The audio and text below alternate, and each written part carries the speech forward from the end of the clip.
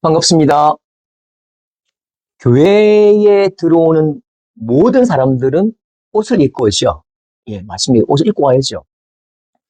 교회로 들어오는 모든 생각도, 사상도, 신념도, 고집도 옷을 입고 옵니다. 전통, 역사, 다 교회 들어오면 동일한 옷을 입고 딱 나타난다고요.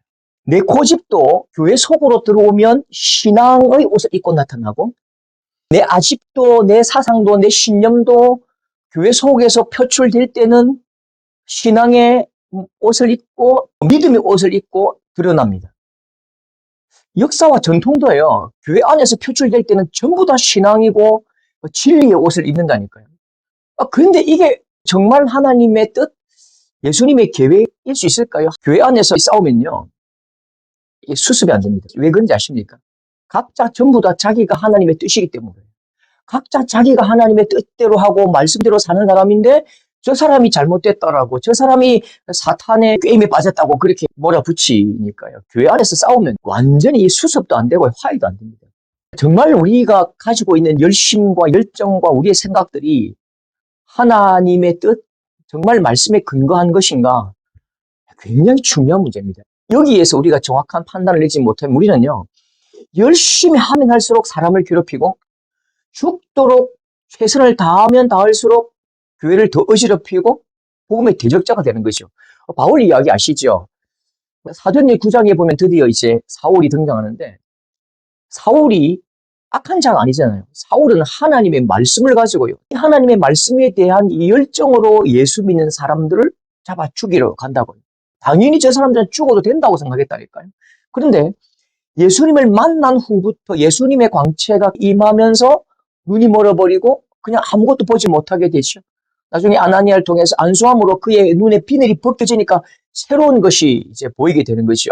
이게 하나님의 뜻은 내가 율법을 지키고 사람을 죽이는 게 아니라 예수 복음을 증거하는 것이 하나님의 뜻이구나. 그래서 이제 예수님을 인기보로 경험한 후에 완전히 180도 바뀐 인생을 산다고요.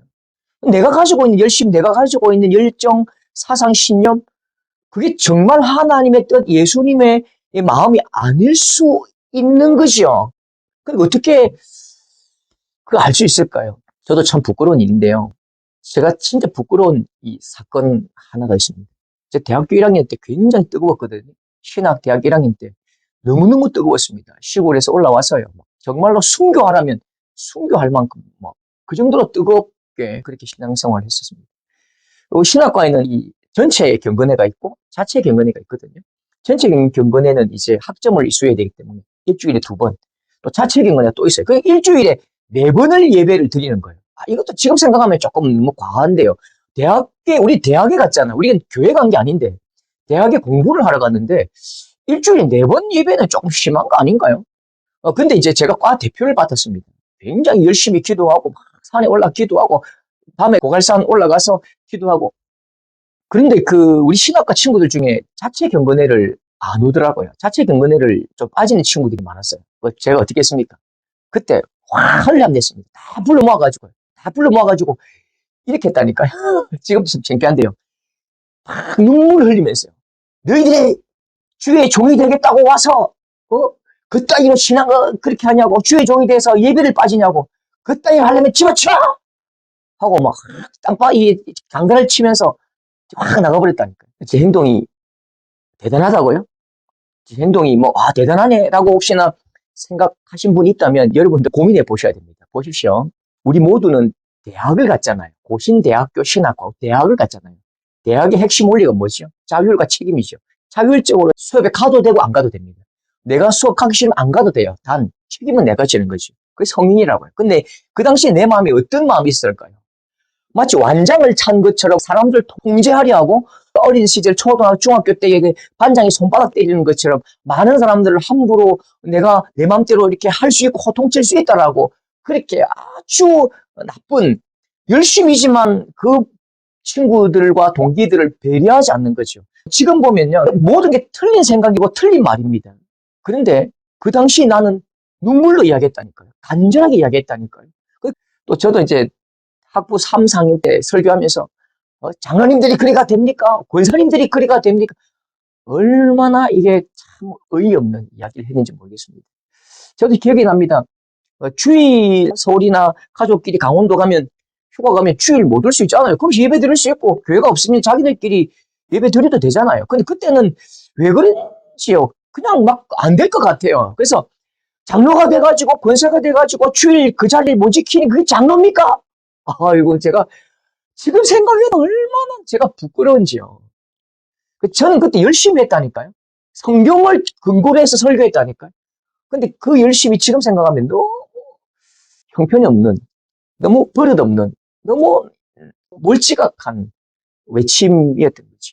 여러분, 우리가 이게 나의 고집과 나의 아집과 사상이 신앙의 옷을 입는다니까요. 그래서 내 고집이 신앙으로 바뀌는 순간 나는 정말 복음의 대적자가 되는 거예요. 내 생각이 내가 가지고 있는 역사와 히스토리가 신앙의 옷을 입고 진리의 옷을 입는 순간 이건 복음과 예수 그리스도와 반대의 삶을 살 수밖에 없다니까요. 그러면 어떻게 하면 이 고집과 이 망상이 진리의 옷을 입으려 할 때에 어떻게 하면 벗어 이렇게 할 수 있을까요? 그건 너의 고집이야. 너의 생각이야. 그건 진리가 아니야. 이렇게 알 수 있을까요? 저는 기본적으로 첫 번째는요. 목사부터 리더들부터 함부로 이야기하지 않는 습관. 성경에 굉장히 논쟁이 많을 때에 처음에 그 예루살렘 회의 때 야고보가 그렇게 이야기하잖아요. 하지마! 이건 진리야! 그렇게 할 수 있지만 바울에게 내가 알기에는 내가 보기에는 이렇게 설득하거든요. 그 최고 권위가 있는 사람일수록 조금 더 겸손하게 이야기하면서 나도 틀릴 수 있습니다라고 이야기해 주면 어떨까요? 제 생각에는 제가 보기에는 이렇게 이야기하는 그게 첫 걸음인 것 같아요. 하나님 말씀 이렇게 하면 안 되고요. 그 두 번째는 항상 다른 사람들이 나를 지적해 줄 때는 그냥 한번 생각해 볼 수 있는 마음 그것도 좋지 않을까요? 나는 나를 볼 수 없어요. 근데 상대방은 나를 잘 볼 수 있거든요.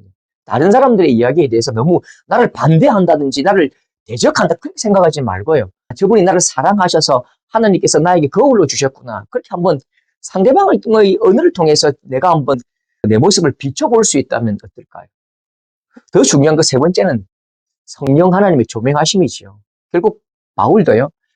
성령 하나님께서 임하시고 또 예수 그리스도의 광채가 내게 다가올 때에 내가 진리가 무엇인지 보았거든요. 결국 하나님께서 나에게 비춰주지 않으시면 예수 그리스도의 그 밝은 광채가 나를 비춰주지 않으시면 우리는 사실 그 분간할 수가 없어요. 내 고집인지 신앙인지 내 아집인지 내 사상인지 주님 뜻인지 구분이 잘 안 돼요.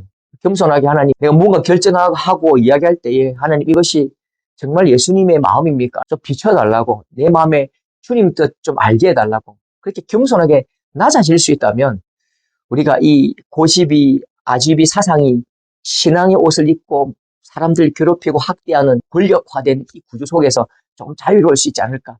좀 행복하게 사람을 격려하고 세워줄 수 있지 않을까? 그렇게 생각해 봅니다.